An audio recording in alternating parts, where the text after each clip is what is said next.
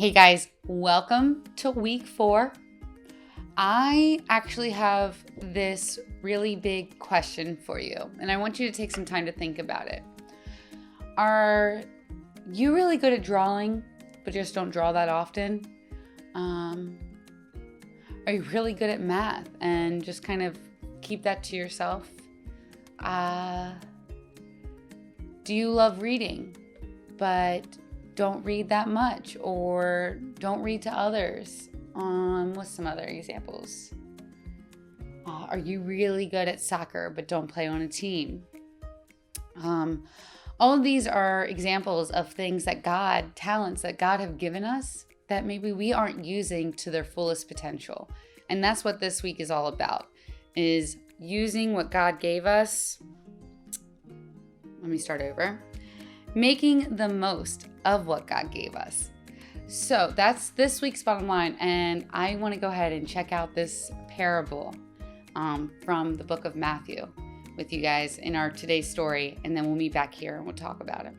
All right, guys. See you in a second.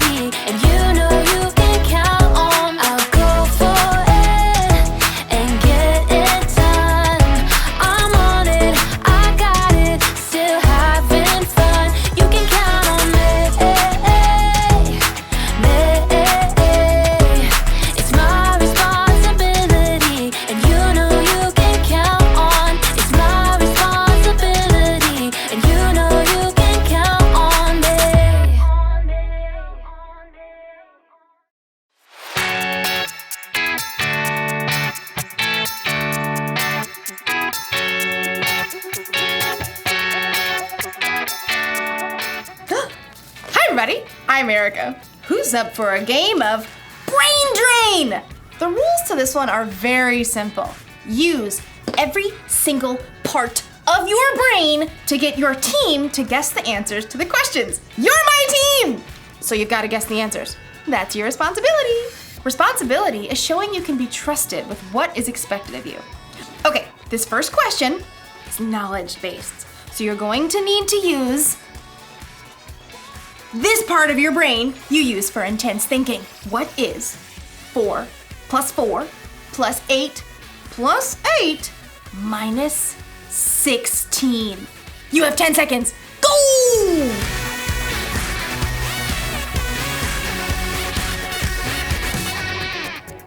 Carry the 1. Okay, time's up! Here's the answer. 4 plus 4 plus 8 plus 8 minus 16 is 8! Did you get the answer? Did you get the answer? Huh? Who got it? I'm gonna say you did.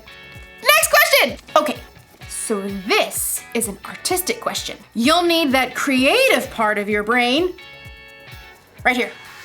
Using the enclosed clay and drawing pad, get your team to guess the following phrase. Okay, I can do this. Go! Huh? What? What? Do you get it? It's a dime, a dozen. A dime, a dozen, a dime, a dozen. That's the phrase that means something is so common, you can pretty much find it anywhere. It's a dime a dozen. We're rich, I tell you. We're rich. Let's do another one. Ooh! This one's a performance card. I like this one. It uses that part of your brain that gives you courage. Right here to act on stage or sing. Here goes. Get your team to guess the following animal. Yeah, I'm not doing that. I'll just look silly. In today's story, we'll learn about a boss who put 3 servants in charge of bags of gold. Will the servants do something with what they're given or waste their opportunity? I'm not going to act like that animal. Stop wondering. Stop! The Bible. It's 66 books of history, stories, letters, and poetry that fit together to form God's one big story. The epic adventure of how He created us and loves us so much that He made a way to rescue us. As we travel through the Bible, from Genesis to Revelation, we discover people who met God and found their lives changed forever.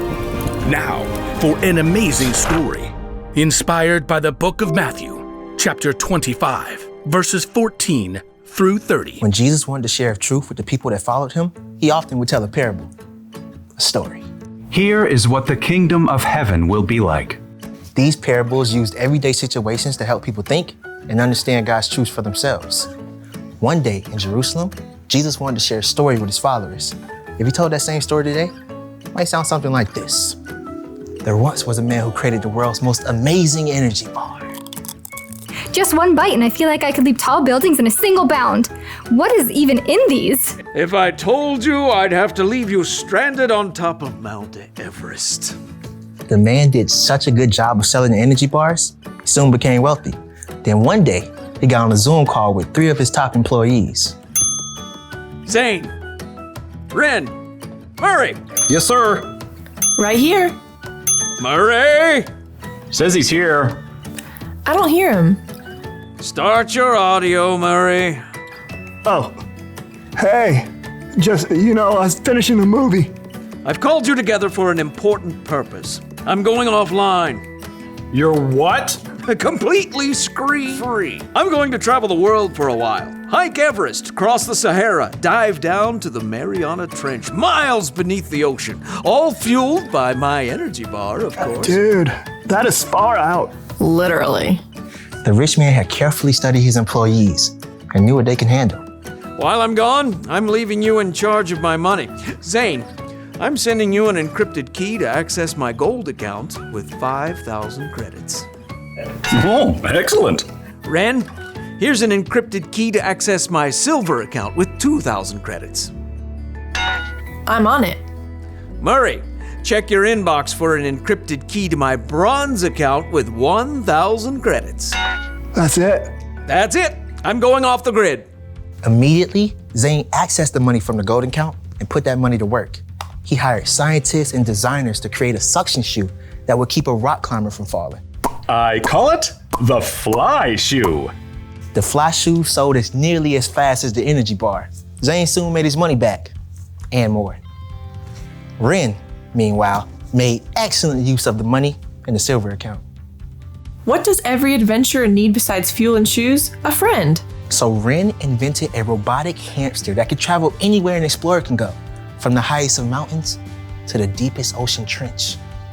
Soon, robotic adventure hamsters sold as fast as toilet papers. So that left only Murray, who sat looking at the bronze account on his computer screen. Only 1,000? It's like he expects me to mess it up. Well, I'll show him. Ha! So Murray took the money out in coins and stashed them in a giant bag. Then late one night, dug a hole in his backyard, stashed the bag inside, and covered it right back up. Great. Now all I have to do is go back inside and watch Netflix. After a very long time, the rich man returned from the wilds. Ah, electricity, internet. I have returned to the grid. Please accept my meeting invite. Zane and Wren hopped on the call immediately. Murray took a little longer. Start your audio, Murray. Oh yeah, there it is. I'm excited to see how you've handled my money. Zane? Through sales of the fly shoe, I've added 5,000 more credits to your gold account. Well done, good and faithful employee. You've been faithful with a few things. I will put you in charge of many things. Come and share my happiness. Now, Wren. My adorable traveling robotic hamsters have earned 2,000 more credits for your silver account. Well done, good and faithful employee. You have been faithful with a few things. I will put you in charge of many things. Come and share my happiness. So, Murray. Yeah, hold on. Murray reached down and held up a muddy sack. He spilled the coins across the desk. How much is that? 1,000 credits. That's what I gave you. Yeah. Yeah, well, I knew you're a tough businessman. You make money even where you haven't worked for it. I didn't want you getting mad, so I just buried the money. See? It's all safe. Murray offered a weak smile, but instead of smiling back, the rich man went red in the face. You lazy man. If you knew I can make money even when I haven't worked for it, you should have at least kept my money in the bank where it would have earned a little bit. Sure. The rich man turned to his personal assistant and ordered. Take Murray's credits and give them to Zane, who already has 10,000 credits. Oh, and take Murray off my payroll immediately. The message of Jesus' story was clear. If you are responsible for what you were given, you'll be given more. If you wasted it, you end up with nothing. When Jesus told the story about the boss and the 3 servants, I think it was really a story about you and me. God is like the boss in the story, and we're the ones he entrusted with bags of gold. Okay, so maybe God didn't actually give you a bunch of gold, but you have definitely been given something. Each and every one of us has been uniquely created. We've been given unique talents and abilities. We use different parts of our brain. We are definitely not a dime a dozen. So, it's up to us to actually use what God has trusted us with. We can't just bury it in the ground and let it go to waste.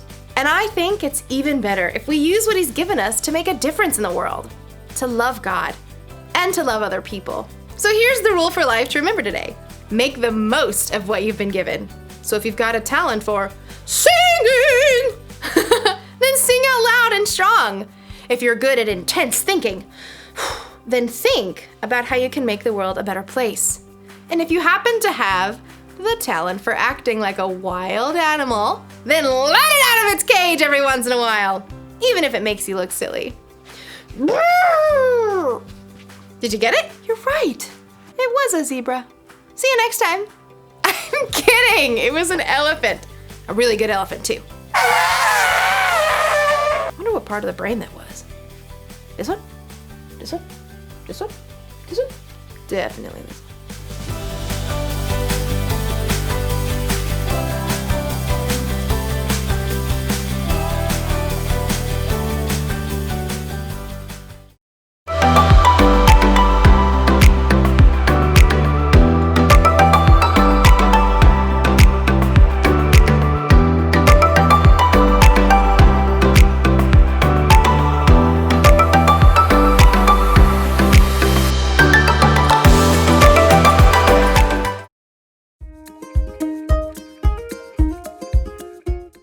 See what I mean, guys? Make the most of what God has given you. That's the bottom line, is if we have something, don't just sit on it. Don't just bury it in the ground. Use it. Use it to its fullest potential. God gave that gift to you, and you should give it back to Him by sharing it with the world. All right, guys, let's go ahead and do our memory verse, and then we'll pray. So remember, it goes, if you can be trusted with something very small, you can also be trusted with something very large. And that comes from Luke 16:10. One more time, you guys do it with me. If you can be trusted with something very small, you can also be trusted with something very large. Remember, Luke 16:10. All right, let's go ahead and dive into prayer. Dear God, please help us make the most of what you've given us. You made each of us different, with different talents, different personalities, different opportunities to share your love with others. Please help us use the things you've given us to make a difference in the lives of other people. Give us the wisdom to live that way every day. We love you and we ask these things in Jesus' name. Amen. All right, guys, I'll see you for week 5. It's the last week of January, and I'll meet you right back here.